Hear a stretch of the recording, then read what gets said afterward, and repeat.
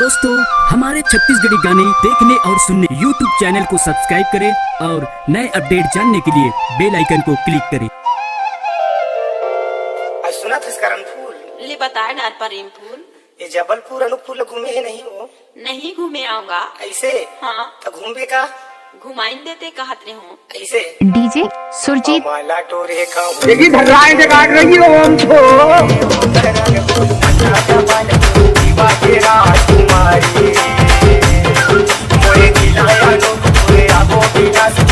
चलना गोला घुमाओ